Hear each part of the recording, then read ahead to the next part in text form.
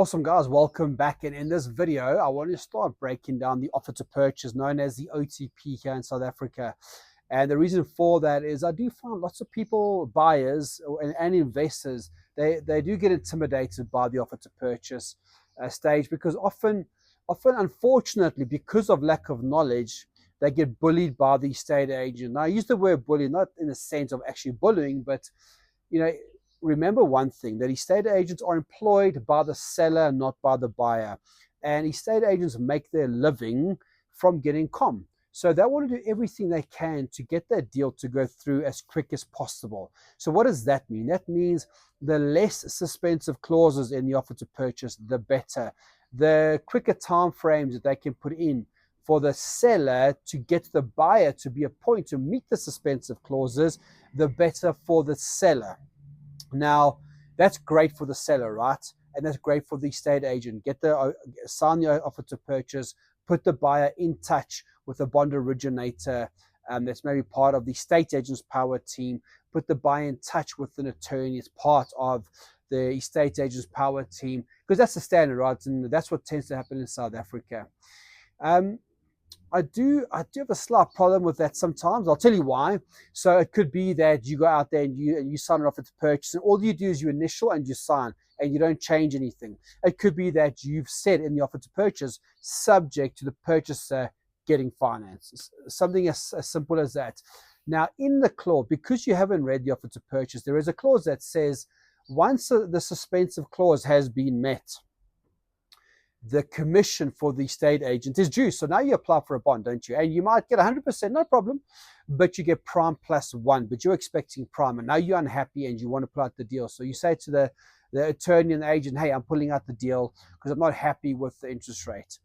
And you stick to and you stand by your guns and you pull out the deal. The agent will come back to you and they'll sue you, or they'll still claim their full commission. Why? Because in the offer to purchase, it did say that soon as you get finance, even though you weren't specific with the wording of your suspensive clause, that commission is due to the agent. That's happened quite a few times.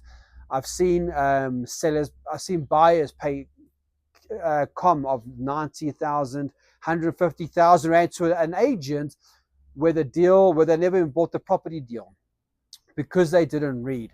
So remember, when it comes to that specific clause, what I do is I would say something along the lines of subject to the purchaser obtaining 100% bond at prime, as the example. So I'll be very specific, or favorable terms by the investor. So it depends if you want to be broad or specific. If you're not sure, speak to us or our legal team to get the wording right. So if you want to pull out the deal, you can. Now, this is what's known as your exit clauses, right? When you're in an OTP, how do you get out of an OTP? Another clause I want you to be aware of is the marketing clause. So it could be that you put offer to purchase in, it's been accepted, but there's a clause in there that says the seller can continue to market the property, and hey, the seller can also accept a higher offer than your offer. So here you are, Mr. Buyer, and you're buying the property, you're excited, and you go and you're busy buying the property, to then realize, oh, sorry, Andrew, listen, I know you offered 1.8 million, but we've got a cash offer of 2 million. The offer allows the seller to accept someone else's offer because it's at a higher price and it's a cash offer. Would you like to match the price? So it may state that the purchaser has the right to counter that offer, to beat the offer. The problem with that is now you're getting into a bidding war, and you don't want to get into a bidding war, do you? So just be careful of that. Make sure that when you get the estate agent's offer to purchase, that you request it beforehand and that you read it. Because when you buy the property, you want to make sure that you're locked in. You want to make sure, when I say locked in, that no one else can come in. It's called gazumping, and put a high offer in and buy the property that you were going to buy, essentially. So what is that then? So we're talking about your finance option, making sure that you specific, or I see some investors being quite broad, but it's enough to get out the deal. If you don't get the finance, or you do get finance, that's a problem. You might get finance, but not the finance you want to get. And make sure we take out the marketing clause and we take out the fact the seller can take a higher offer. Now, when it comes to buying a property and offer to purchase, it's common. Like some agents might put, you got 14 days to get a bond, or you got 21 days to get a bond, or 28. You want to buy yourself as much time. Guys, if you don't ask, you don't get. Put in there 60 days. I know it sounds crazy. Negotiate 60 days. They'll come back and they'll say, no, 28. Okay, 60 days. I need 42 days. You know, the banks are slow these days, and I just need 42 days in order to get the bond. Buy yourself as much time as you can. Now, look, another tip that's just come to my mind is if you are a beginner or you're starting out, or maybe you own a few properties and there's a property that's heavily distressed, that's run down, you may want to get a property inspector like Marisha Robus in there, or at least a builder in there, to get quotes, because it might be that you think that the agent tells you the purchase price is 2 million and you're offering 1.8 million in this example, but there's rising damp you didn't see, there's rotten trusses in the roof, there's subsidence, whatever the case might be. Now all of a sudden, where you thought there's 100 to 200,000 rand refurb, it's actually more like a 600,000 rand refurb.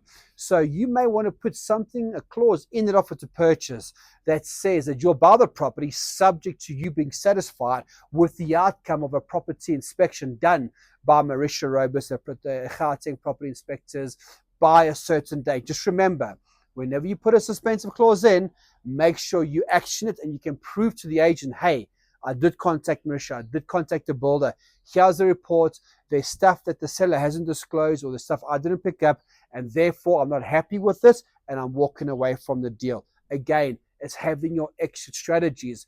Why is this relevant, guys? Or why is this important?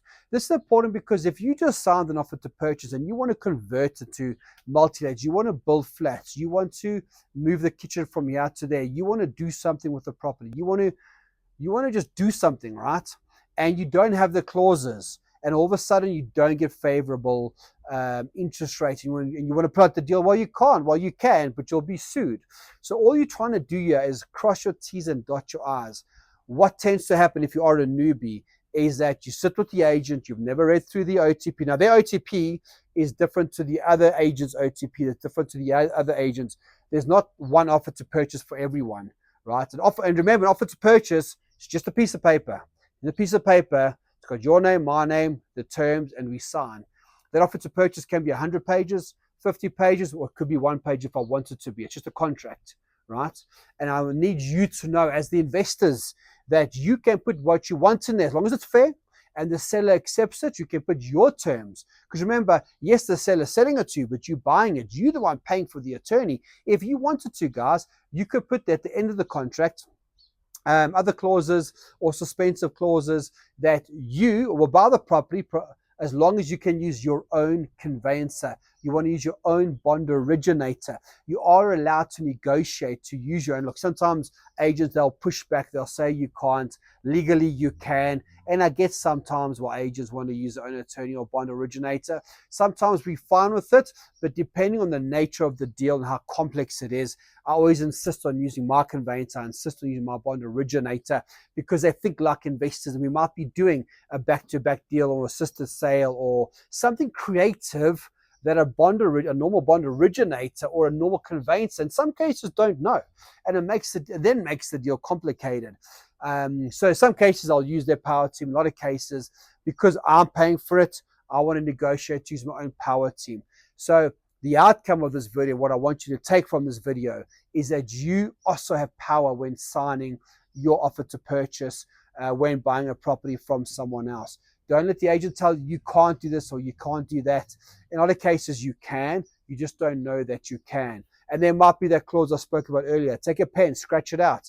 Put your initial next to say, I'm buying the property. I'm not happy with these terms. And you can literally scratch out a whole paragraph. If the seller doesn't like it, if it's putting you at risk by keeping that clause in there and you don't feel comfortable and the agent or seller won't take it out, move on. Thanks for the offer, guys. Thanks for the opportunity, but I'm not going to move this property. I've got 10 other properties lined up. And why people do sign it is they're desperate for the deal. They're not patient. Okay, so guys, with the offer to purchase, a very important part of property investing is make sure that you get your terms right. Guys, if you like this video and you want to see more of the content, please like the video, subscribe, share it with your friends and your communities, because the more you learn, the more you earn, the less mistakes you'll make, and the more you'll save. Guys, see you in the next video.